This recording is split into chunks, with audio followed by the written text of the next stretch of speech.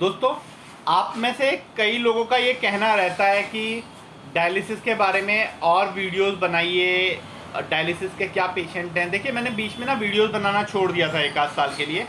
ऐसे ही कुछ दूसरे काम वगैरह आ गए थे जिसमें मेरे को वो टाइम नहीं मिल पा रहा था। परंतु मेरे पास में लगातार डायलिसिस मतलब किडनी वाले पेशेंट्स का इलाज चल रहा है।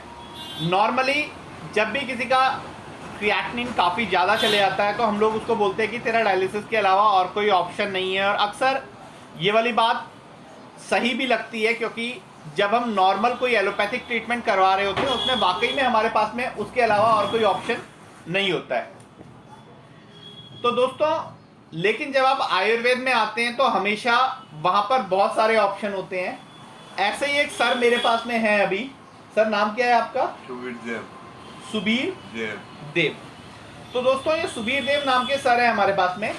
सर का भी क्रिएटिनिन काफी ज्यादा बढ़ गया था। सर, कितना पहुंच गया था क्रिएटिनिन? 7.89 था। 7.89, लगभग 8 के लगभग में क्रिएटिनिन था। 9 के क्रिएटिनिन में तो इवन मैं कई बार खुद डर के बोल देता हूँ आदमी को कि जाके डायलिसिस तो एक बार करवा लीजिए। क्यों? क्योंकि पहले जीना जो है वो मुझे जरूरी है, बाकी सारी की सारी कहानियां बाद में होती रहेंगी। लेकिन दोस्तों, सर आप कभी एलोपैथिक मतलब डायलिसिस वगैरह पे तो नहीं गए कभी? नहीं। सर कभी डायलिसिस पे नहीं गए और आयुर्वेदिक ही ट्रीटमेंट करवा रहे हैं। सर, अभी आपका कितना है? 5.70।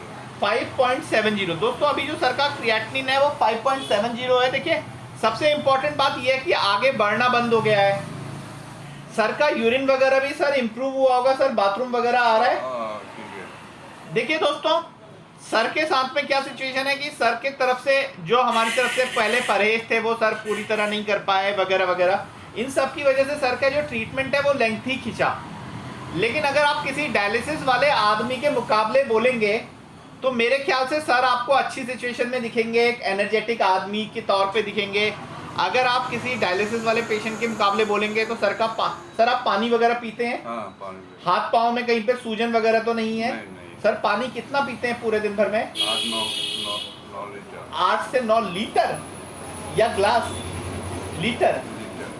ओके, अब मुझे उस वाली बात पे बहुत समझ में नहीं आ रहा है, बट चलो जो भी है, सर पानी काफी ज्यादा पी रहे हैं। दिस शोज कि सर की किडनी जो है वो वर्क कर रही है, अगर हाथ पाँव में सूजन वगैरह नहीं है। तो दोस्तों, आयुर्वेद में आने का यही फायदा है, आपके जो अपने ऑर्गन्स हैं वो काम करेंगे। कभी कभी ये ट्रीटमेंट थोड़ा सा हैवी लगेगा आपको लगेगा कि यार इतना मेरे को एफर्ट डालना पड़ रहा है, इतने मेरे थोड़े बहुत पैसे भी लग रहे हैं। या देखिए, वैसे तो डायलिसिस वगैरह किडनी वगैरह के मामले में एलोपैथी में भी बहुत बुरे पैसे लगते हैं, उनके बारे में मत हम लोग डिस्कस नहीं करेंगे।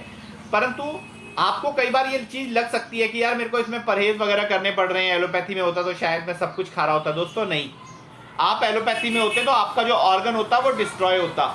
आप किसी भी हालत में ये नहीं बोल सकते थे कि मेरी जो सिचुएशन है वो पहले से अच्छी है। जबकि सर, जब आप पहले आए थे तब से आपकी एनर्जी बेटर है कि कम है? बेटर है। एनर्जी बेटर है। अपने दिन भर के काम कुम निपटा रहे हैं आप शायद अभी शादी भी अटेंड करके आए हैं। अब सर का जो ट्रीटमेंट है वो थोड़ा लंबा चल गया है, शायद 1 आध साल हो गया होगा सर आपको? 1 साल से ज्यादा हो गया। अब वो क्यों हो रहा है दोस्तों? क्योंकि सर की तरफ से बीच बीच में छोटे मोटे जो परहेज है वो इग्नोर हो जा रहे हैं। और मेरा आप लोग को यही सजेशन है, आप परहेज कर सकते हैं तो प्लीज आयुर्वेद में ही अपना इलाज करवाइए। अगर किडनी में भी कोई प्रॉब्लम है हम लोग देख लेंगे। शुगर, बीपी, थायराइड के तो आपने बहुत सारे मरीज देखे ही होंगे जिनका सब कुछ, सारी दवाइयाँ वगैरह सब कुछ बंद हुई हैं, तो उनके बारे में तो बोलना एक छोटी मोटी बातें हैं। सर, आपकी कोई शुगर की या बीपी की दवाई नहीं चल रही है? दोस्तों, सर की किडनी डायलिसिस में सर की किडनी के ऊपर सबसे बेस्ट पॉइंट ये था कि देखिए, जब हमारी शुगर वाला पार्ट होता है या बीपी वाला पार्ट होता है तो उस वाले केसेस में हम लोग ये वाली चीज, हमें पहले जो शुगर या बीपी होता है उसकी वजह से भी हमारी किडनी पे गलत असर पड़ रहा होता है, उसका असर खत्म करना भी एक चैलेंज होता है। और क्योंकि किडनी सपोर्ट नहीं कर रही होती तो हम लोग जो आयुर्वेदिक दवाइयाँ देते हैं, जिससे आपको मालूम है यहाँ पर जो हम आयुर्वेदिक दवाइयाँ देते हैं उनसे कई बार हम लोग बीपी, शुगर की, थायराइड की, एलोपैथिक और आयुर्वेदिक सारी दवाइयाँ छूट जाती हैं, ऐसा हमारे देखने में आया है। परंतु ये चीज़ें जब किडनी हमारी इन्वॉल्व हो जाती है, जब हमारी किडनी की बहुत ज़्यादा सिचुएशन ख़राब हो जाती है तो उस वाले केसेस में बहुत कम रह जाती है।